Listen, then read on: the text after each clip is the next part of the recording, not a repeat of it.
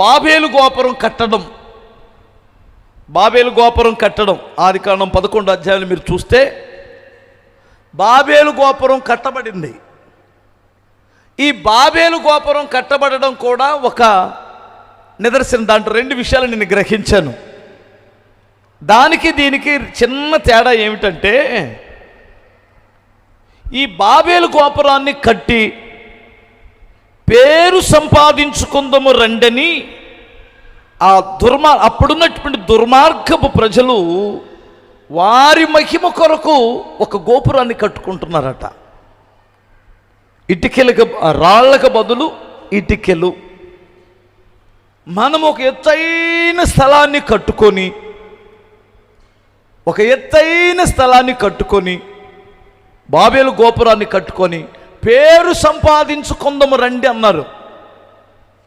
దానిని దేవుడు చెదరగొట్టినట్లు బైబిల్లో చూస్తాం. గమనించాలి. ఇక్కడ జరిగిన సంగతి ఏమిటంటే, సంఘము అపోస్తులు ఎవరు చేసినా ఈరు కట్టిన గోపురం ఎలా ఉందంటే దేవుని మహిమ కొరకు కట్టారు వీళ్ళు సంఘాన్ని. ఎగ్జాంపుల్ మీరు ఒక చిన్న విషయాన్ని చెబుతాను. ఎంత గొప్ప కార్యం అంటే, మహిమ కొరకు బ్రతికిందంటే ఆది సంఘం. దేవాలయానికి ఎక్కెళ్తున్నాడు పేతురు యోహానులు. ఆడెవడో కుంటోడు ఒకడు కూర్చున్నాడు అక్కడ. అందరిని అడిగినట్టు వీళ్ళని కూడా భిక్షం అడిగాడు, మాకు ఏదైనా సహాయం ధర్మం చేయండి అని. అబ్బాయి మా దగ్గర ఎండి బంగారాలు లేవు కానీ మాకు కలిగింది నీకు ఇస్తాం ఇవ్వమంటే అన్నాడు. ఏదో ఒకటి ఇవ్వండి బాబు అన్నట్టు వాడు ఆశతో చూస్తే, వీళ్ళకి కలిగినటువంటిది ఏమిటంటే వీళ్ళ దగ్గర ఎండి బంగారాలు లేవు కానీ లోకానికి అర్థం కానిటువంటి ఒక సంపద వీళ్ళ దగ్గర ఉంది. లోకానికి అర్థం కాని ఒక మహత్తరమైన శక్తి వీరు కలిగి ఉన్నారు. అదే యేసు నామం అనే శక్తి. ఇప్పుడు ఇదే రోడ్లో కోటీశ్వరులు వెళ్ళారు, 100 ఎకరాలు ఉన్న భూస్వాములు వెళ్ళారు, ఉపయోగం లేదు. కానీ 1 ఎకరం కూడా లేనిటువంటి గల్లీలు, సామాన్యమైనటువంటి విద్య లేని పామరులు అదే త్రోవలో వెళ్తున్నారు. వారు అన్నారు మాకు కలిగిన దాన్ని ఇస్తామన్నారు. ఈ త్రోవలో చాలామంది గొప్పవారు వెళ్ళారు, భూస్వాములు వెళ్ళారు.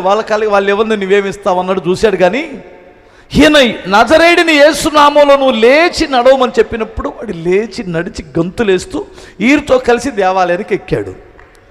దేవాలయంలోనికి వెళ్ళిన తర్వాత అక్కడ ఉన్నటువంటి శాస్త్రులు, పరిసయ్యులు, యాజకులు వాళ్ళందరూ గుమ్ముకూడి, ఈడు మనం వెళ్తున్నప్పుడు వస్తున్నప్పుడు అక్కడ కూర్చున్నటువంటి కుంటోడు కదా, పుట్టుకతో కుంటోడు కదా, ఈడు ఎవరు బ్రతికించాడు ఈయనంటే, ఈడేం చెప్పాడంటే అడుగడుగడుగు ఆ దైవజనుడు పేతురు అనే దైవజనుడు నన్ను లేపాడు అన్నాడు. పేతురుని పిలిచారు. ఏమయ్యా నువ్వు లేపావా అంటే, ఇయ్యా. ఇప్పుడు సేవకులైతే దయ్యం వస్తే చాలు, దయ్యానికి మైకి పెట్టి నేనెవరిని నువ్వు దేవుని కుమారుడివి, దైవజనుడివి, అమ్మా నువ్వు వస్తున్నావేంటి మా ఊరికి, అమ్మా మనకు వస్తుంది. చింతామణి నాటకాలు ఇవన్నీ. ఎందుకంటే యూట్యూబ్ కొరకు పడే బాధలు ఇవన్నీ. ఈ అయ్యగారు గొప్పోడు అవ్వడానికి, యేసయ్య గొప్పోడు అవ్వడానికి కాదు. ఈయన మహిమ కొరకు కట్టుకుంటున్న బాబేలు, ఈయన మహిమ కొరకు ఏ బాబేలు కట్టబడుతుందో అది దేవుడే వాటిని తారుమారు చేస్తాడో.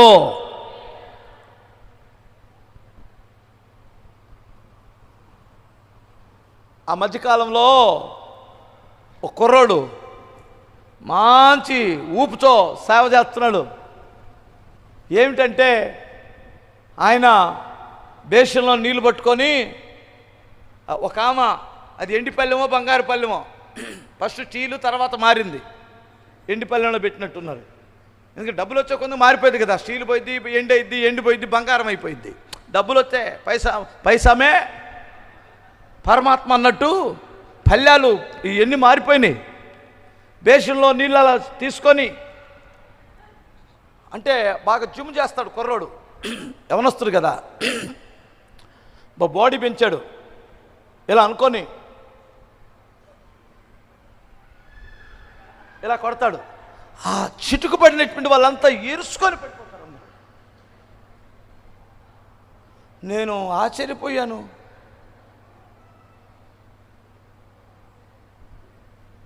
ఇది ఎక్కడ ప్రభావం రా నాయన, ఇదేం అభిషేకం నాయన. నిజమండి. అనుకొని నేను ప్రార్థన చేసుకుంటే నా మనసులో పరిశుద్ధాత్మ దేవుడు ఏం ప్రేరేపణిస్తాడంటే, ఆ గోపురం నిలబడలేరా నీకెందుకు, నువ్వు వాక్యం చెప్పుకున్నాడు. ఎంగళాయపాలెంలో అప్పుడే చెప్పాను నేను, ఆ టైంలోనే, ఈ గోపురం నిలబడదు పడిపోయిద్దని. అవతల మీటింగు, యువతల మాది మీటింగు అంతే. తర్వాత ఏం జరిగిందో మీకు తెలుసుగా, యూట్యూబ్లోకి వెళ్తే కూడా తెలిసింది.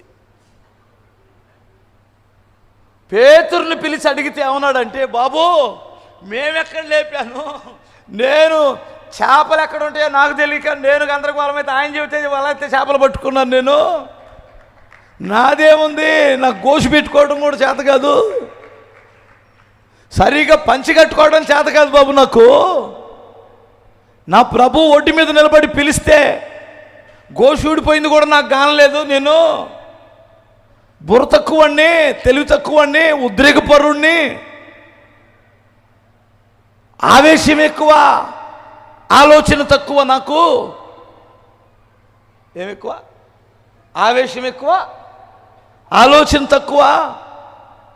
యేసుప్రభు వారిని పట్టుకున్నప్పుడు కూడా అంతకాలం 3.5 సంవత్సరాలు నా ప్రభుతో ఉండి కూడా నీ ఏ వినయ విధేయతలు నేర్చుకోలేదు. అమాంసంగా కత్తిలాగి వాడు చెవు తెగనరికాను. ప్రభు నన్ను గద్దించి శత్రువుకి చెవు అంటించాడు నా ప్రభు. ఆయన మంచి దేవుడు నాయన. నేనెక్కడ చేస్తాను? మీరు సిలువేసి చంపారు కదా, ఆ నజరేయుడిని యేసు సజీవుడై లేచి ఆయన మాతో ఉండి వాణ్ణి లేపాడు. ఇప్పుడు మహిమ ఎవరికి వచ్చింది?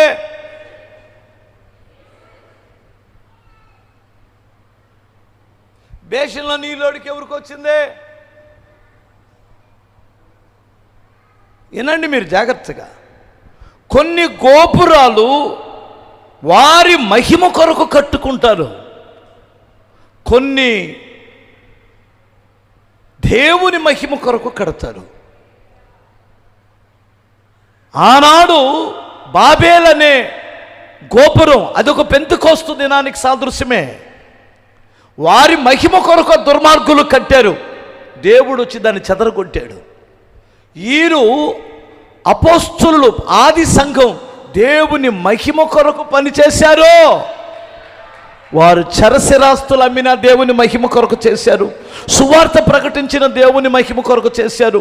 వారు కష్టపడిన, రాళ్ళ దెబ్బలు తిన్నా, వారు చచ్చిపోయినా దేవుని మహిమ కొరకే చేశారు. అది నిజమైన పెంతెకోస్తు సంఘము అంటే నీ మహిమ కొరకు పనిచేసేది కాదు, దేవుని మహిమ కొరకు పనిచేస్తుంది. ఎంతమందికి అర్థమవుతుంది? మన గర్వం ఎప్పుడైతే తగ్గించుకుంటామో దేవుని నామం మహిమపరచబడింది.